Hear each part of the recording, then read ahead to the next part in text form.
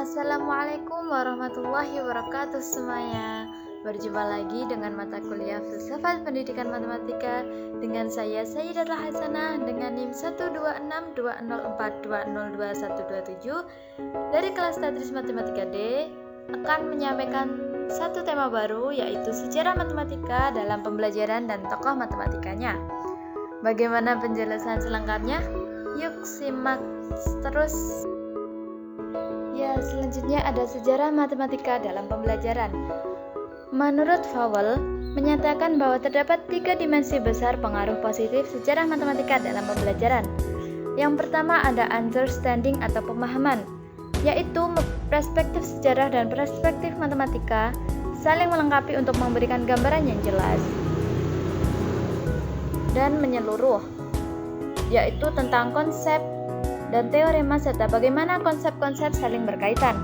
Yang kedua ada enthusiasm atau antusiasme, yaitu sejarah matematika memberikan sisi aktivitas sehingga menimbulkan antusiasme dan motivasi.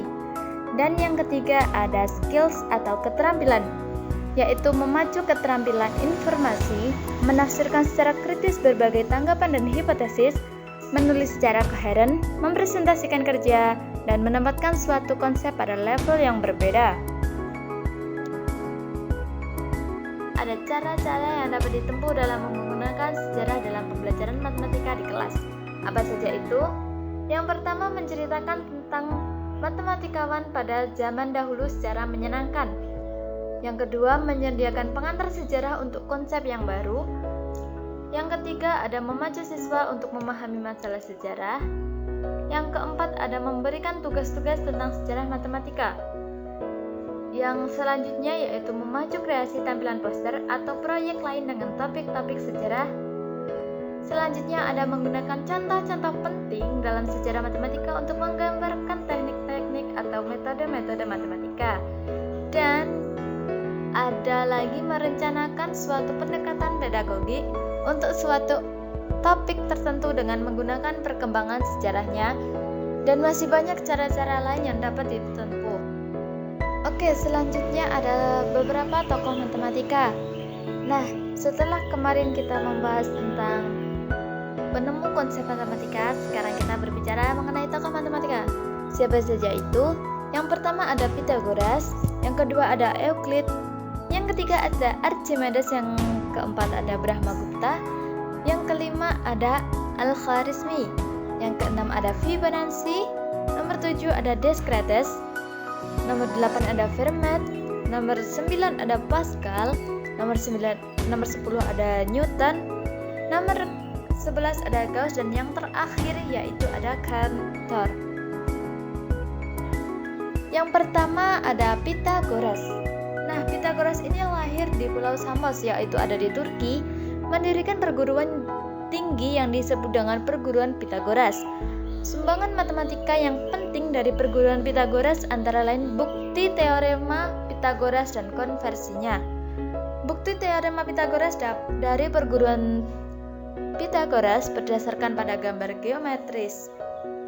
Ada yang mengatakan rumus triple Pythagoras berasal dari perguruan Pythagoras, tetapi sesungguhnya telah dikenal di Babilonia terlebih dahulu. Nah, teorema yang menyatakan bahwa jumlah sudut-sudut seberang segitiga sama dengan 2 kali sudut siku-siku pertama kali ini berasal dari perguruan tinggi Pythagoras tersebut. Yang kedua ada Euclid.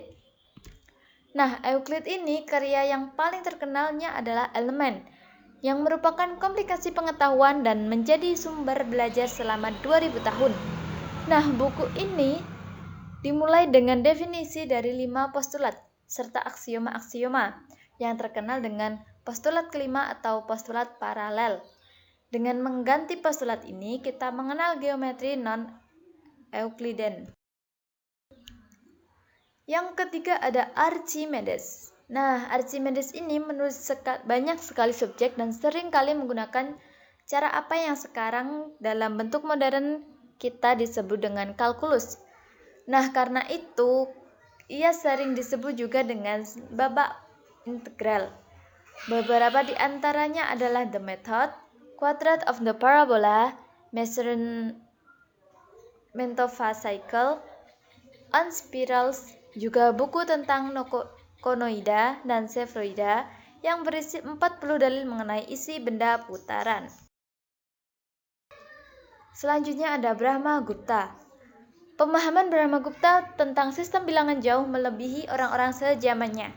Dalam Brahmasuptasiddhata, ia mendefinisikan nol sebagai hasil pengurangan sebuah bilangan dengan dirinya sendiri. Brahmagupta juga memberikan aturan aritmatika dalam istilah untung atau bilangan negatif dan istilah rugi atau hutang, yaitu dalam bilangan negatif. Nah, Brahmagupta ini juga memberikan metode perkalian yang menggunakan nilai tempat, yang menjadi cikal bakal cara perkalian kita sampai sekarang. Terdapat 3 metode yang dinyatakan dalam Brahmasuptasiddhata. Sumbangan lain dari Brahmagupta yaitu ada algoritma untuk menghitung akar kuadrat suatu bilangan. Algoritma ini kini dikenal dengan rumus iterasi Newton-Raphos. Brahmagupta juga mengembangkan notasi aljabar dan metode penyelesaian persamaan.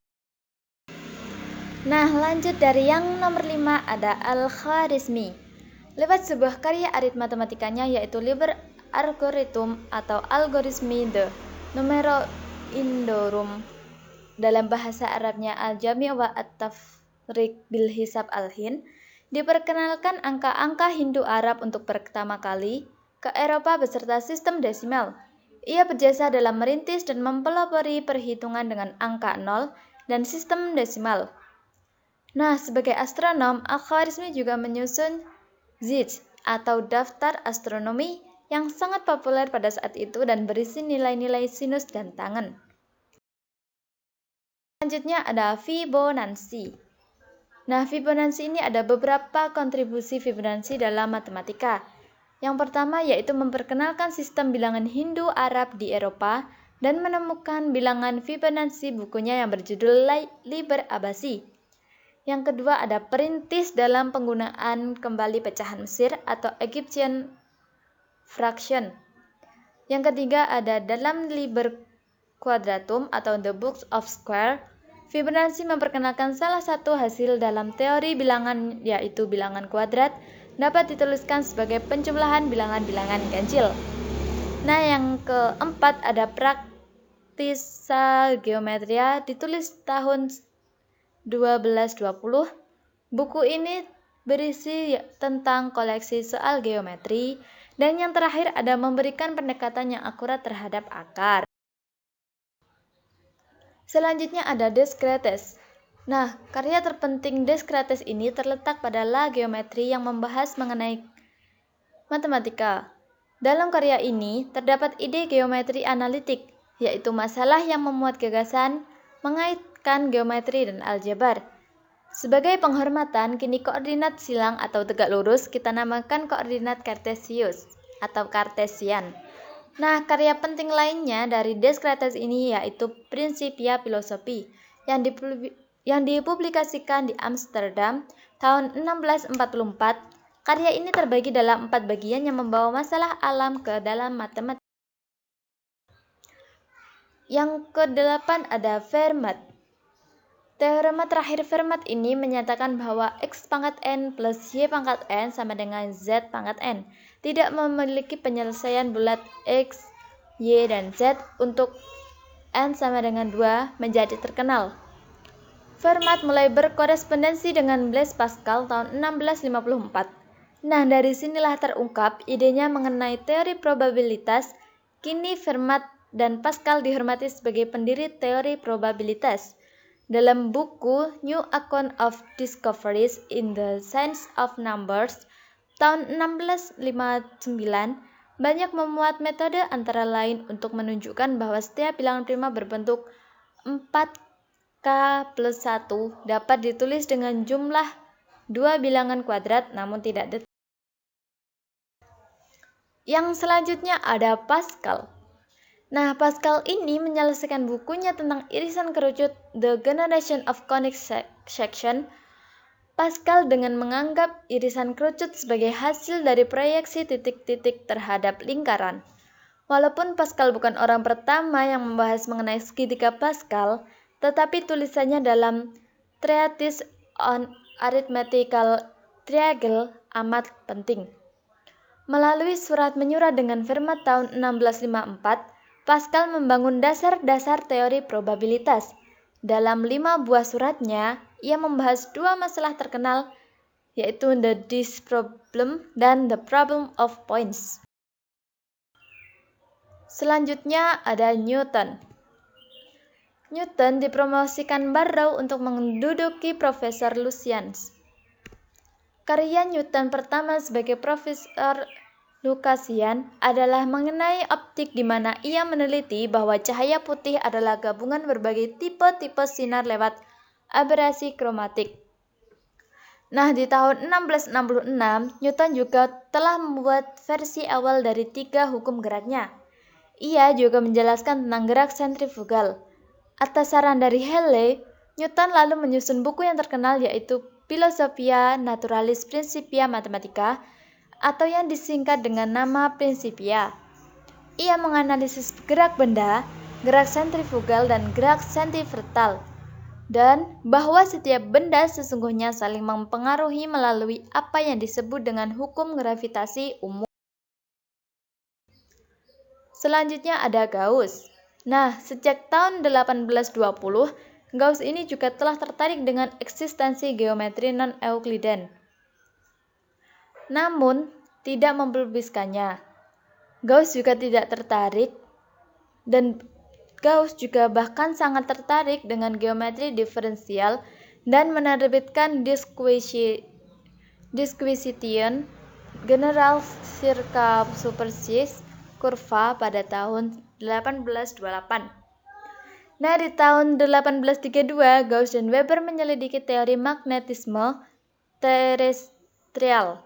Hingga tahun 1840, ia telah menerbitkan 3 buku mengenai subjek ini.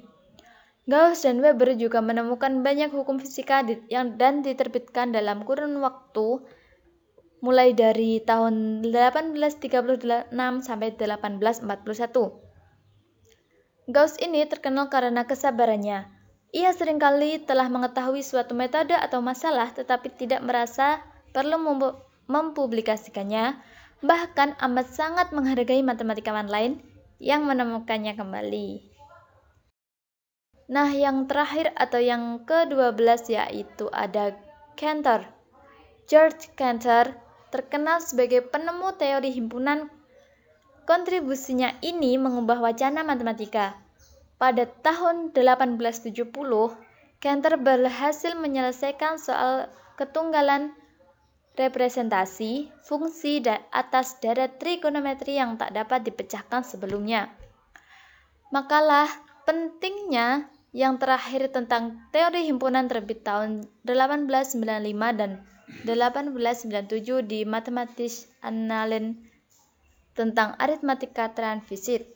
Di makalah kedua terdapat teori yang tentang well-ordered set dan bilangan ordinal. Tahun 1897 ini ia menemukan sebuah paradoks dalam teori himpunannya. Nah, mungkin itu saja sih penjelasan dari saya. Terima kasih telah menonton video ini, dan apabila ada kesalahan dalam penjelasan tadi, mohon dimaafkan. Terima kasih. Assalamualaikum warahmatullahi wabarakatuh.